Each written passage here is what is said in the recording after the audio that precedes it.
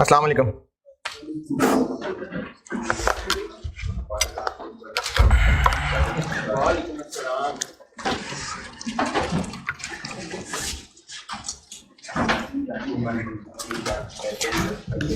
अच्छा, मुझे part B की वैल्यूज बताइएगा। ये तो ये रहेगा ना, है पार्ट बी में ये तो ये रहेगा।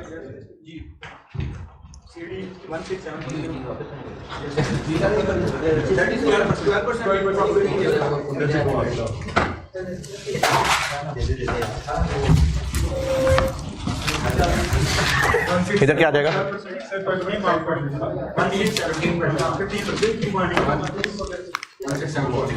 1627 है?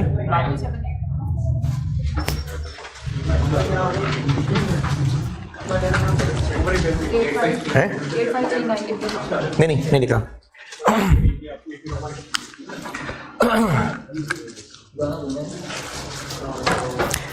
SOFP में प्रेजेंट कैसे होगा? This minus this, this minus this, ठीक है। ए और बी डन। अगर इन्वेस्टमेंट पहले सब सही था, सब हंसी खुशी रह रहे थे, बाद में क्रेडिट इंपेयर्ड हो गया, तो फर्क पड़ेगा सिर्फ इस चीज पे कि इंटरेस्ट इनकम हम कम कर देंगे। Bad debt type right of नहीं करेंगे, इंटरेस्ट इनकम कम कर लेंगे। इंटरेस्ट इनकम क्यों कम कर लेंगे? क्योंकि अब वो वाकया हो गया जिसका हमें डर था, हो गया क्रेडिट लॉस। क्रेडिट इंपेयर्ड का मतलब है, क्रेडिट लॉस नहीं सॉरी, क्रेडिट इंपेयर्ड का मतलब है कि वो वाकया हो गया जिससे पैसे डूबने थे। क्या पैसे असल में डूब गए? नहीं, वो वाकया हो गया जिसपे पैसे डूबने थे। तो जब तक वो वाकया नहीं हुआ था, हम एसेट पूरी अमाउंट पे रिकॉर्ड कर रहे थे और उसके ऊपर पूरी इंटरेस्ट इनकम रिकॉर्ड कर रहे थे, अपनी इनकम बना रहे थे। इनकम कैसे बन रही थी? रिसीवेबल पे रेट लग के। लेकिन अगर वो हादसा हो गया जिसकी वजह से, जो जिसकी हम पहले प्रोबेबिलिटीज लगाते फिर रहे थे, तो अब इसका असर ये पड़ेगा कि हम अपनी इनकम को कम कर देंगे। अच्छा, इनकम को कम कर देंगे से मुराद ये है कि पहले ये 45,000 कैसे कैलकुलेट किया, 46,500 कैसे कैलकुलेट किया? ओपनिंग के ऊपर रेट लगाया, यानी ओपनिंग जो एसेट था उस पर रेट लगा लिया, ओपनिंग ग्रॉस एसेट पे रेट लगा लिया। अब बस नेट पे लगा देंगे, बस सिर्फ ये फर्क पड़ेगा कि अब नेट पे लगेगा। इंटरेस्ट इनकम रिड्यूस कर देंगे हम। देखें, पहले हम रिसीवेबल या एसेट इतना शो कर रहे थे और लॉस अलाउंस अलग से बना रहे थे। प्रेजेंट तो नेट कर रहे थे ना, इंटरेस्ट इनकम फिर भी हम ग्रॉस पे कैलकुलेट कर रहे थे।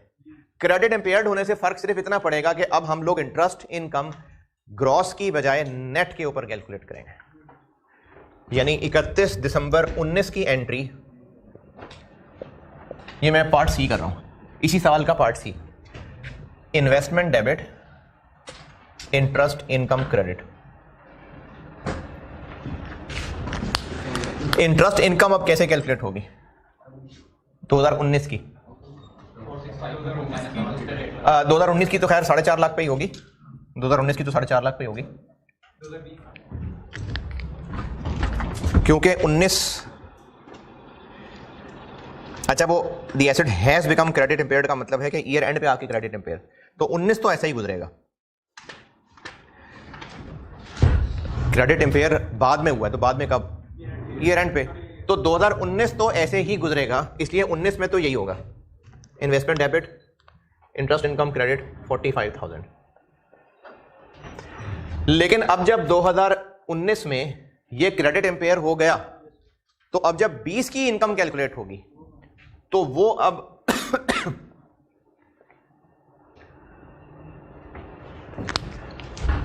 4,65,000 पे 10% नहीं, 4,65 माइनस 16,740, इस पे 10%।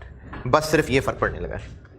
एंट्री पूरी करने के लिए मुझे कुछ और काम भी करना पड़ेगा, लेकिन अब interest income effective rate asset के बैलेंस पे नहीं, एसेट की नेट अमाउंट पे लगेगा।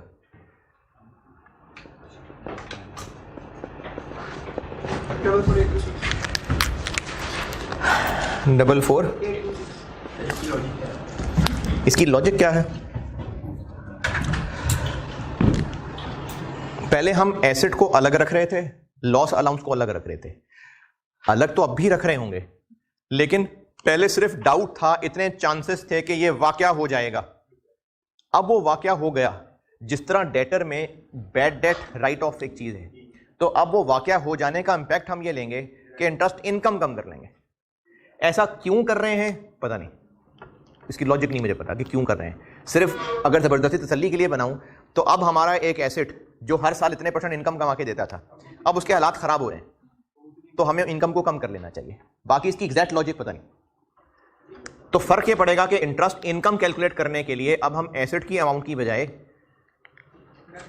नेट लॉस अलाउंस करके फिर इंटरेस्ट इनकम लेंगे।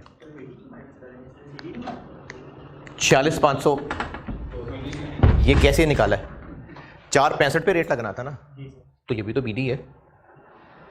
इंटरेस्ट ओपनिंग बैलेंस पे ही कैलकुलेट होता है यार। अब तो इतने दिन हो गए पढ़ते हुए, उस टेबल के अंदर इंटरेस्ट किसके ऊपर कैलकुलेट करते हैं? इफेक्टिव रेट किस पे लगाते हैं? बीडी भी लगाते हैं ना, तो बीडी भी लगाए। बस पहले बीडी ग्रॉस पे लगा रहे थे, अब बीडी नेट पे लगाएंगे।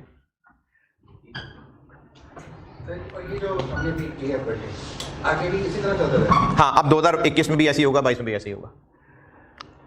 2019 में एक बार तय हो गया कि क्रेडिट इंपेयर्ड है, तो अब जो उससे अगले ईयर्स का इंटरेस्ट निकलेगा वो ये नेट के ऊपर परसेंटेज निकला करेगी जी। क्रेडिट इंपेयर्ड का मतलब है कि वो हादसा जिससे हम डर रहे थे वो हादसा हो गया। अच्छा, क्रेडिट इंपेयर्ड का मतलब राइट ऑफ नहीं है। राइट ऑफ आगे चल के पढ़ूंगा डी रिकग्निशन वगैरह में, अब ये राइट ऑफ नहीं है। क्रेडिट इंपेयर्ड सिर्फ वो है कि जिसके हम वाक़े होने की प्रोबेबिलिटी लगा रहे थे, अब वो वाक़या हो गया है, इसलिए हमने इंटरेस्ट इनकम कम कर ली जी।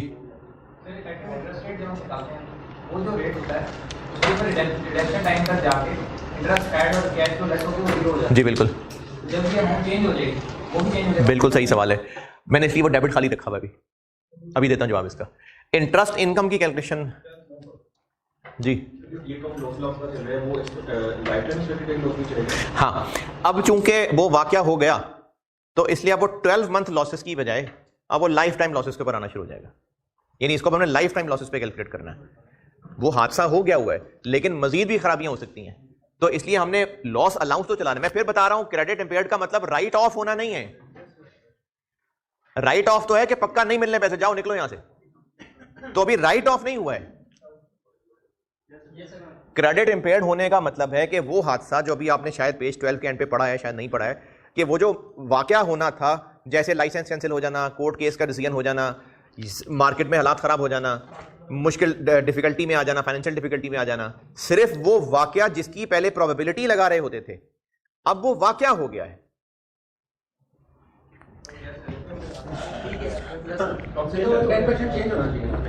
क्या उसकी करता हूं बात अभी। पहले सिर्फ इतना फर्क बता दूं कि क्रेडिट इंपेयर्ड क्या होता है। क्रेडिट इंपेयर्ड का मतलब राइट ऑफ नहीं है। अभी कस्टमर, अभी उस कंपनी, ना वो कंपनी बैठी है, ना कंपनी ने हमें कहा कि चलो जो मर्जी कर लो, जो करना है, नहीं देने पैसे, जाओ। अभी ऐसा नहीं हुआ है। अभी सिर्फ वो इंसिडेंट हो गया है जिसकी पहले हम प्रोबेबिलिटीज लगा रहे थे, तो रहेंगे अभी भी लॉस अलाउंस पे ही, लेकिन अब वो 12 मंथ की बजाय लाइफ टाइम वाला ही कैलकुलेट होगा। इंटरेस्ट इनकम वाली बात ओके, लेकिन इसमें एक मसला ही आएगा जो कि मैंने भी डबल एंट्री खाली छोड़ी हुई है, कि अभी तो मैंने बेशक आपको टी अकाउंट बना के चलाना शुरू कर दिया है, लेकिन जब हम अमॉर्टाइज कॉस्ट वाला टेबल बना रहे थे तो वो टेबल एंड पे जीरो ही तब होगा जब इंटरेस्ट इनकम की सारी फिगर्स ओपनिंग ग्रॉस के ऊपर रेट लगेगा तो एंड पे जीरो होना है, क्योंकि इफेक्टिव रेट जो कैलकुलेट हुआ था वो तो पूरी अमाउंट को सामने रख के ही हुआ था, तो इसलिए टेबल जीरो नहीं होगा फिर। तो इसलिए इंटरेस्ट इनकम तो ऐसे ही कैलकुलेट होगी, लेकिन एसेट हमें पूरा डेबिट करना पड़ेगा।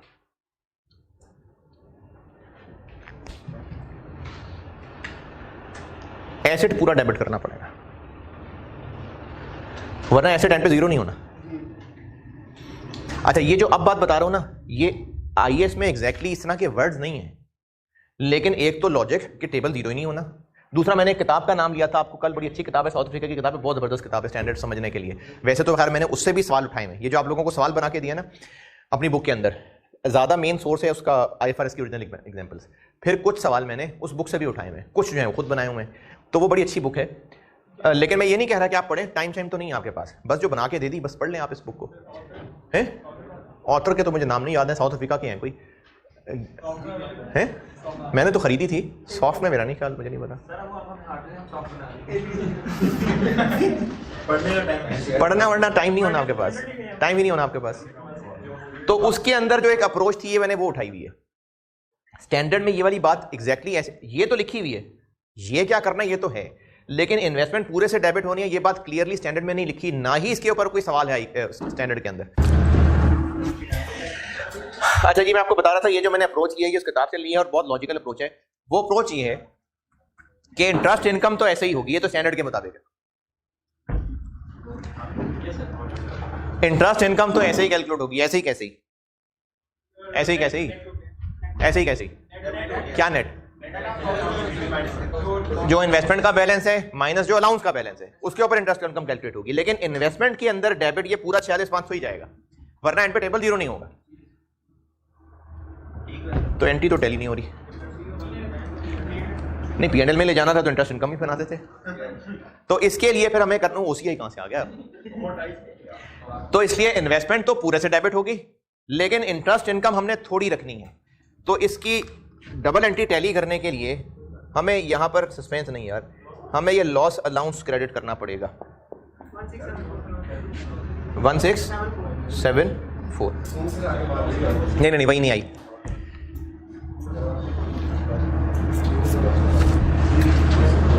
इन्वेस्टमेंट पूरे से डेबिट होगी लेकिन interest income in net amount के ऊपर आएगी, एंटी टैली नहीं है। इसके लिए हमें साथ अगर हम देखें जितनी इनकम बना रहे हैं एसेट उतना ही बढ़ना चाहिए थे ना, जितनी इनकम बना रहे हैं एसेट उतना ही बढ़ना, हमने एसेट ज्यादा बढ़ा दिया। तो नेट बुक वैल्यू को वहीं लाने के लिए क्या करें, लॉस अलाउंस को भी बढ़ा देते हैं, ये लॉस अलाउंस को बढ़ा दिया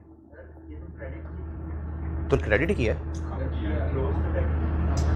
लॉस नहीं लॉस अलाउंस किया है मैंने, ये वाला वही जो एक्यूमुलेटेड इम्पेयरमेंट लॉस है। देखें जितनी इनकम बन रही है इन्वेस्टमेंट उतनी ही बढ़नी चाहिए थी, investment debit interest income credit, हमने इन्वेस्टमेंट ज्यादा डेबिट कर दी ना, तो ज्यादा का इफेक्ट कैंसिल करने के लिए लॉस अलाउंस क्रेडिट कर दी ताकि नेट बैलेंस शीट में कमी आए। अब इस एंट्री के अंदर ये वाली फिगर वैसे ही निकलेगी जैसे निकाल रहे थे, चाहे टेबल बनाना है टेबल बना लें, टी अकाउंट बनाना है टी अकाउंट बना लें, ये फिगर वैसे ही निकलेगी। इंटरेस्ट इनकम की फिगर कैसे निकलेगी, नेट करके, और अब जो इनका डिफरेंस है वो ये लॉस अलाउंस में जाएगा। अच्छा आप देखें फर्क ये पड़ेगा कि लॉस अलाउंस में सीडी ये, बल्कि 2019 तो वैसे ही रहेगा, ये बीडी आ गया, सीडी तो यही है। लेकिन अभी 31 दिसंबर 20 को क्या एंट्री की है, इधर हमने एक क्रेडिट किया है 31 दिसंबर को इन्वेस्टमेंट के अगेंस्ट 1674। अब इसको बैलेंस करेंगे तो इम्पेयरमेंट लॉस निकलेगा।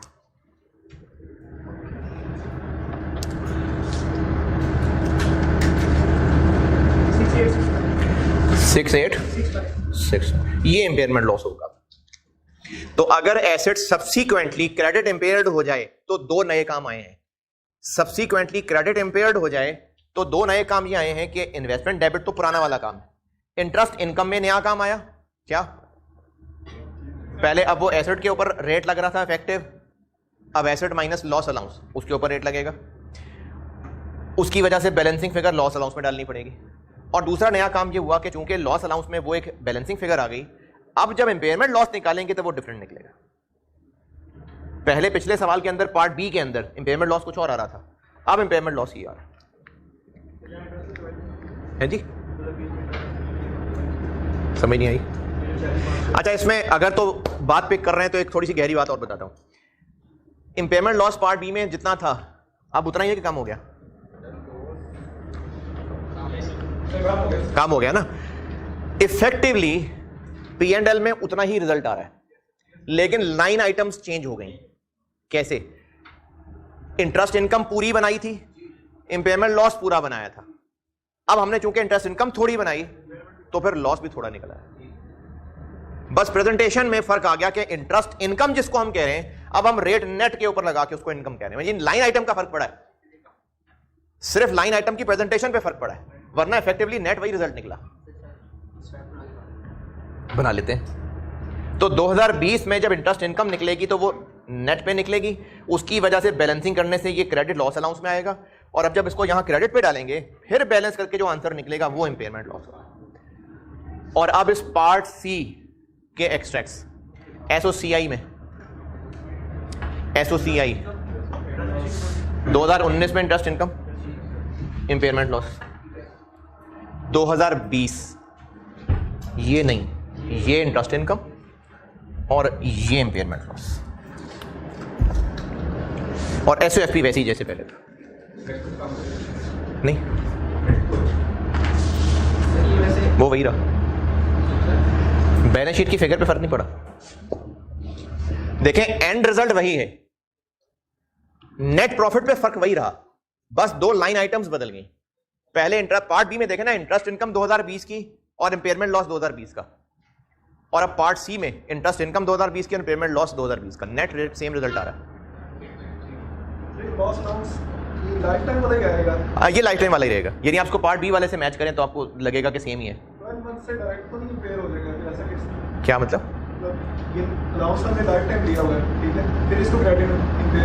हो सकता है 2019 के स्टार्ट में 12 मंथ पे रिकॉर्ड किया होगा, 2019 के एंड पे ही क्रेडिट इंपेयर हो जाता तो फिर भी, और जो कि हुआ भी है, इसका असर 20 में ही आएगा जाके। जब क्रेडिट इंपेयर्ड होगा उसके बाद फिर जो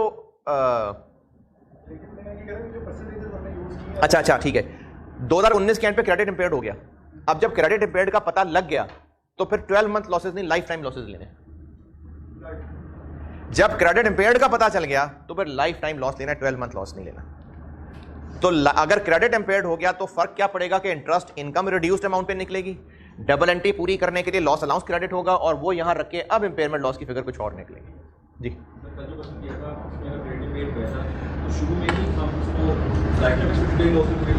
कौन सा वाला क्वेश्चन कल? दिसंबर 20 का सवाल किया था, ठीक है। उसमें 2017 में, उसमें 2018 में क्रेडिट इंपेयर्ड हुआ था और 19 की बारी नहीं आई थी। अगर वो 17 में क्रेडिट इंपेयर्ड हो जाता तो 18 में फिर ये वाला काम होता।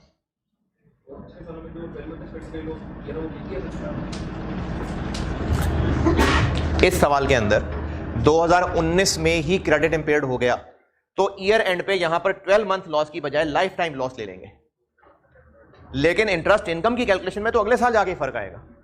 कल दिसंबर 20 वाले सवाल के अंदर जो 2018 31 दिसंबर को क्रेडिट इंपेयर हो रहा था, अगर वो 31 दिसंबर 17 वाले दिन हो जाता तो एक तो 31 दिसंबर 17 पे क्लोजिंग लाइफ टाइम वाला लॉस लेते, और ये जो इंटरेस्ट का मामला है ये 2018 में जाके कैलकुलेट होता। जैसे ही पता चल गया कि क्रेडिट इंपेयर्ड है, क्लोजिंग बैलेंस लाइफ टाइम पे निकलेगा, 12 मंथ पे नहीं, और वो इंटरेस्ट इनकम वाला मामला अगले साल में आएगा। जी एसओएफपी के फेस पे तो ये सीडी का डिफरेंस ही आएगा ना,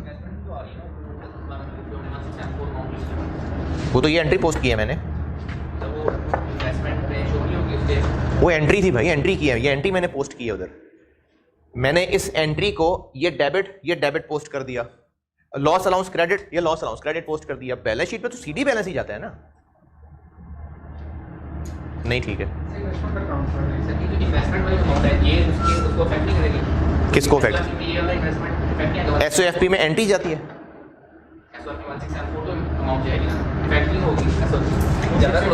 क्लोजिंग ही जाता है ना। आप ये कह रहे हैं क्योंकि मजीद क्रेडिट कर दिया तो सीडी बढ़ जाएगा, ये कह रहे हैं आप। नहीं, हमने सीडी ऐसे कैलकुलेट किया है, इसका असर इसकी बैलेंसिंग पे आएगा, सीडी वही रहेगा। सीडी तो यही रहेगा जो लाइफ टाइम एक्सपेक्टेड लॉस की फिगर है, इसका यहां क्रेडिट लिखने से फर्क इस फिगर पे पड़ेगा, ये बैलेंसिंग फिगर थोड़ी हो जाएगी, सीडी तो वही रहेगा।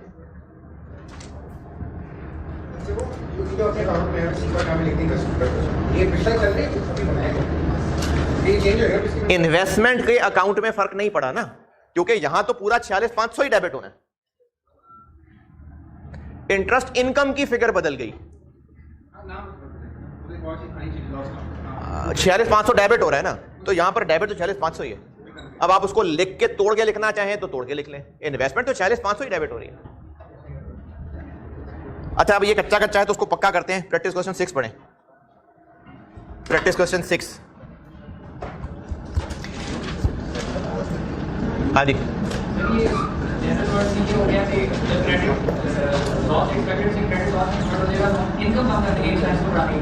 हाँ जी, बिल्कुल बिल्कुल बिल्कुल ऐसे हम इंटरेस्ट इनकम कम कर देंगे।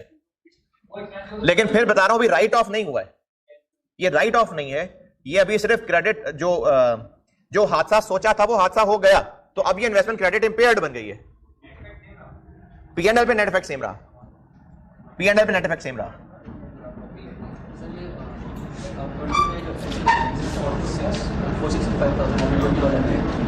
अगर नेक्स्ट की समझ आता है तो जल्दी से अगर यही सवाल 2021 का भी होता तो 2021 का बेशक नहीं है, बना लेते हैं, 2021 में ले जाते हैं इसको। 1 जनवरी पे बीडी आ गया 481,500, कैश 30, इंटरेस्ट इन्वेस्टमेंट डेबिट इसी के 10% से होगी, लेकिन इंटरेस्ट इनकम कैसे कैलकुलेट होगी? 481,500 माइनस 25,279, इस पे 10% लगेगा और इंटरेस्ट इनकम क्रेडिट होगा। अगर 2021 का भी सवाल होता तो 31 दिसंबर 2021 investment debit 48150, interest income credit 481,500 minus 25,279। Rehan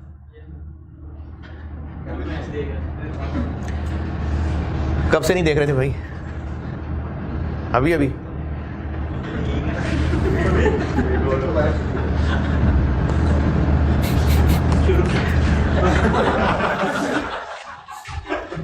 दो 2021 की एंट्री भी अगर करनी होती तो 2021 में इन्वेस्टमेंट डेबिट इसका 10% ही होती,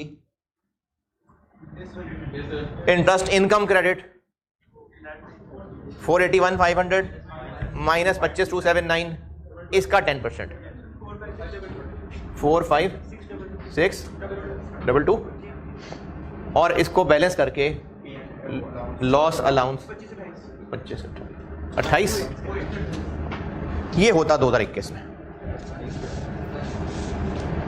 सिर्फ ये फर्क पड़ेगा क्रेडिट इंपेयर्ड होने से कि इंटरेस्ट इनकम थोड़ी हो जाएगी और रिजल्टिंग इंपेयरमेंट लॉस भी थोड़ा हो जाएगा। नेट रिजल्ट नेट प्रॉफिट पे वही बन रहा है, बस लाइन आइटम्स की प्रेजेंटेशन चेंज हो गई।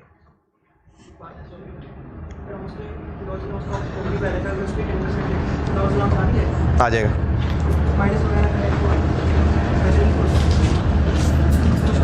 अच्छा, ये interest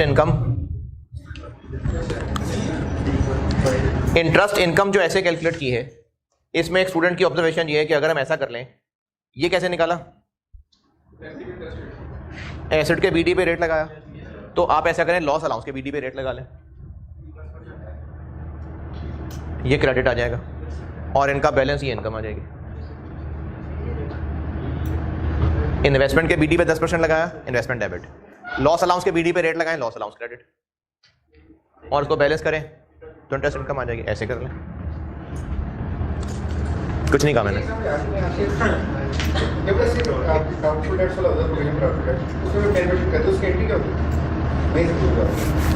provision for doubtful debt की अमाउंट कैलकुलेट करके वो आंसर सीडी आता था, फिर बीडी सीडी का डिफरेंस लेके एंट्री होती थी। अगर प्रोविजन बढ़ रही है तो bad debt debit, provision credit. 2021 अगर होता तो ये होता। Practice question 6।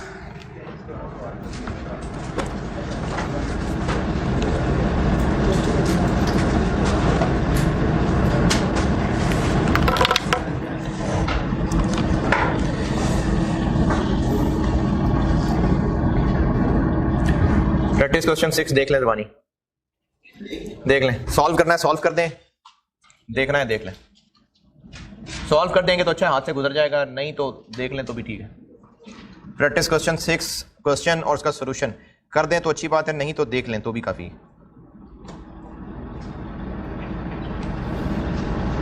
बस मैंने वो जगह बचाने के लिए टी अकाउंट की जगह उसको ऐसे ऐसे बना लिया, मतलब opening, interest, payment less, closing, इस शक्ल में बना लिया। यानी टी बनाने के लिए मैंने ऐसे बना लिया, टी ही बनाया हुआ है लेकिन डेबिट क्रेडिट की वजह प्लस माइनस किया हुआ है।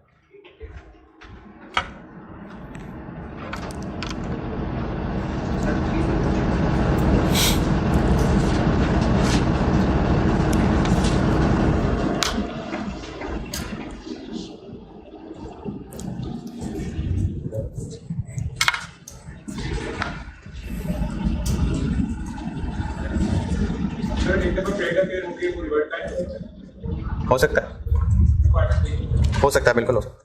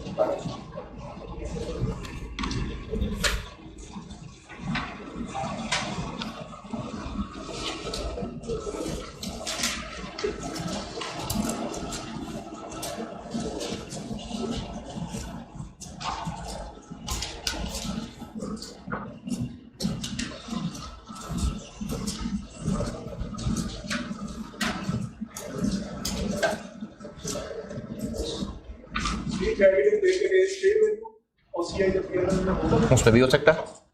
एक्स्ट्रा काम तो सिर्फ फेयर वैल्यू थ्रू ओसीआई और अमॉर्टाइज कॉस्ट में फर्क, ये भी सब ऐसे ही होता है, ये भी सब ऐसे ही होता है। वो तो हम एक अलहदा से वर्किंग करते हैं उसकी, हाँ वो वैसी अलग वर्किंग होगी, ये चीज़ तो डिस्टर्ब नहीं होंगी उससे। फेयर वैल्यू थ्रू ओसीआई हो तो हम अमॉर्टाइज कॉस्ट वाला टेबल तो नहीं हिलाते उससे, वो तो वही वाला चलाते हैं, वो तो एक एक्स्ट्रा सेपरेट वर्किंग बन रही होगी। बस वो फेयर वैल्यू वाला टेबल एक्स्ट्रा आ जाएगा ना, उसका इस पे कोई असर पड़ना है। ये भी फेयर वैल्यू रिजर्व में जा रहा होगा, ये एक्चुअली लॉस अलाउंस की जगह वो फेयर वैल्यू रिजर्व वाली कैलकुलेशन आ रही होगी।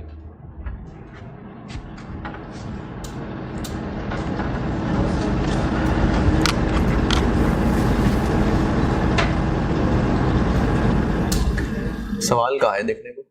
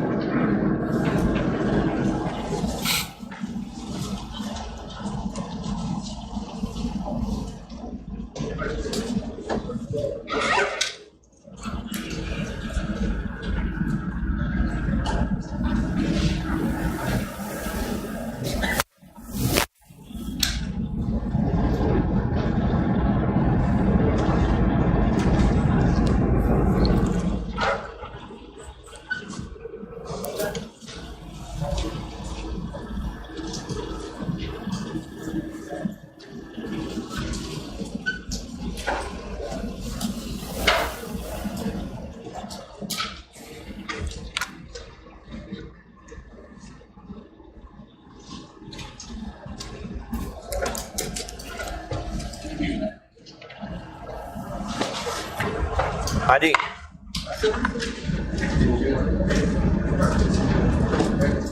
यही काम किया हुआ है हर साल। दैन वाकई पक्की बात है। चलिए एक और सवाल आप ज़बानी देख लें। नहीं बस नहीं कर लें। पास पेपर वाले सेक्शन में आए, बिल्कुल यही काम करना है 2-3 साल, और 16 नंबर का सवाल है। पास पेपर वाले सेक्शन में आए, क्वेश्चन नंबर 8। पास पेपर्स वाले सेक्शन में क्वेश्चन नंबर 8 जून 2019 का था ये सवाल।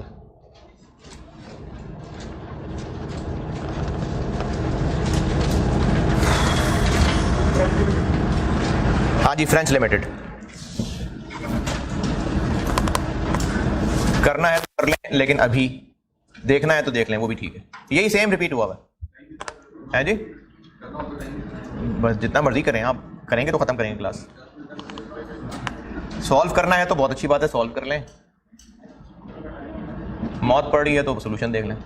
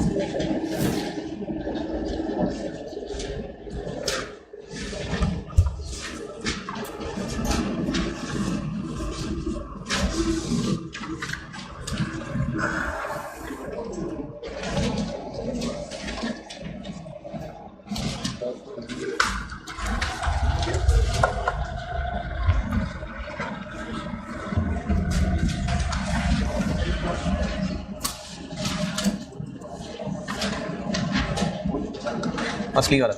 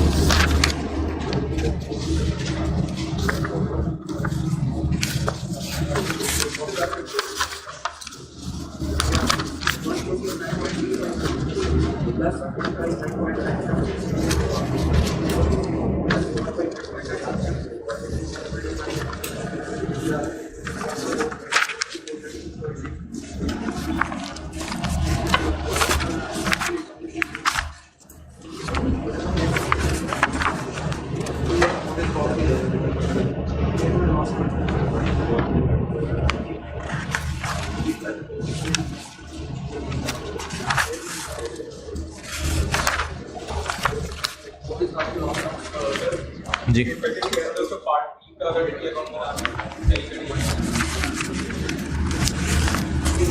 अभी 5 पेपर वाले सवाल पे पहुंचे ही नहीं।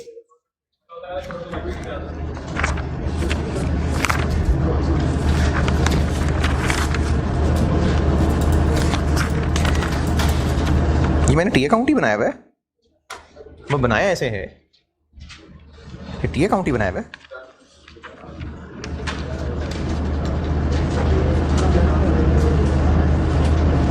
दो 2020 का 2019 का, इसमें देखें कौन सी फिगर टैली नहीं करी, मैंने टी अकाउंट ही तो बनाया हुआ है। हाँ जी यार देख भी रहे थे सवाल के, मैच देख रहे थे। हाँ जी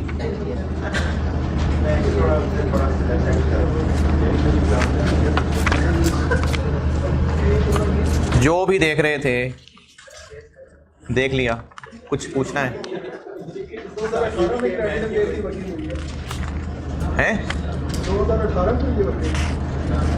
2018 में वर्किंग हुई है, सारे सालों में हुई है वर्किंग। क्रेडिट इंपेयर्ड कब हुआ है? नहीं 18 में नहीं हुआ, 18 में तो हमने उसको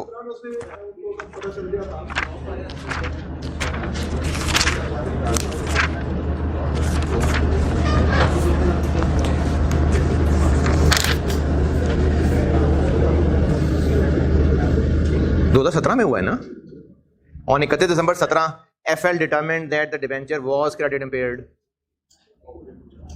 यानी 2018 में ये वाली कैलकुलेशन आएगी। हाँ 17 जैसे पहले चल रहा था वैसे ही चलता रहेगा, 18 में ये वाला मामला आएगा।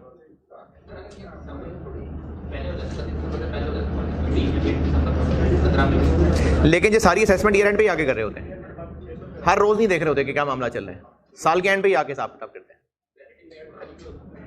कभी भी हो सकता है, लेकिन साल के एंड पे एंट्री करते हुए देख रहे होंगे हम कि अभी ये क्रेडिट इंपेयर्ड है या नहीं है।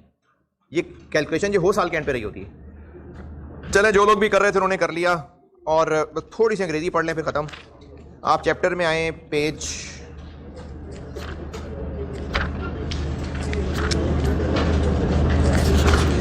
पेज 13, चैप्टर में पेज 13, चैप्टर में पेज 13 2.1, ये तीनों पॉइंट पढ़ लें। ये है सब जो किया है। पेज 13 हेडिंग 2.1, तीनों पॉइंट्स पढ़ लें। है वो जो क्वेश्चन से सिखाया है ना, ये वही है। पॉइंट 1 में ये लिखा हुआ है, पॉइंट 2 में ये लिखा हुआ है, और डब्बे में लिखा हुआ है कि आप ये कंपाउंड एंट्री करना, तो मैंने आपको कंपाउंड एंट्री सिखाई है। और पॉइंट 3 में लिखा हुआ है कि अगर कल को हालात वापस ठीक हो जाते हैं तो फिर ये रिवर्स कर देंगे, रिवर्स नहीं कर देंगे, फिर सही चलना शुरू हो जाएंगे, यानी इंटरेस्ट इनकम फिर ग्रॉस के ऊपर ही कैलकुलेट करना शुरू कर देंगे।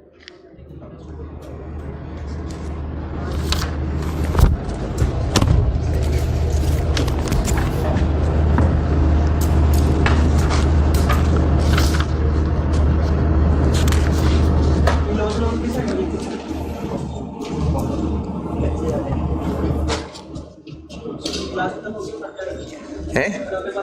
हाँ जी किताबें बंद कर दें, खत्म हो गई क्लास।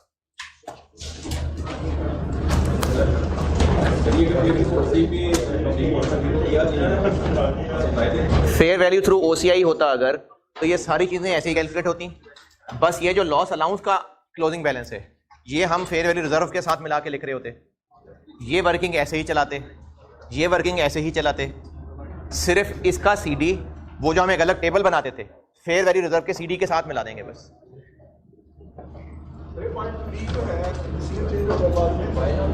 डिसीजन चेंज हो गया। हाँ जी,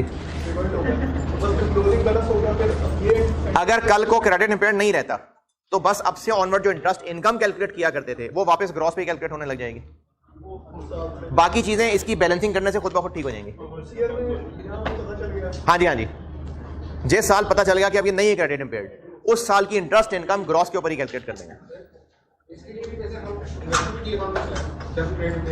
नहीं, मैंने तो आपको देखें, ये टी अकाउंट में चला लें तो फायदा है, वो जरूरी नहीं है टी अकाउंट। आप टेबल, मैंने टेबल ही बनाया हुआ है। इन्वेस्टमेंट आप ना बनाए बेशक टी अकाउंट में, वो तो आप उस टेबल के जरिए बना लें, ये जरूर टी अकाउंट बना लें। हाँ जी,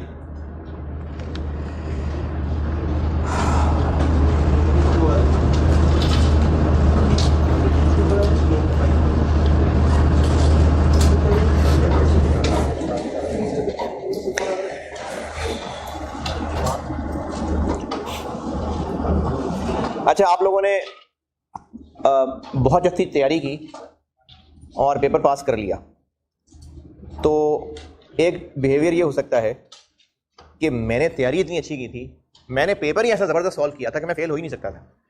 इसी तरह से आप बाइक पे हैं या गाड़ी पे हैं और किसी मुश्किल जगह से आप ऐसे करके निकल गए हैं और कोई और होता तो उसका एक्सीडेंट हो जाता। अब आप कहिए मैं ड्राइवर ही बड़ा अच्छा हूँ, मैंने ऐसी ज़बरदस्त काट मारी है कि मैंने सिचुएशन से बचा लिया अपने आप को।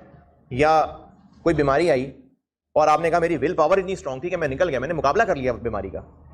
ये जो जज्बा है ना कि मैंने किया है, इस जज्बे से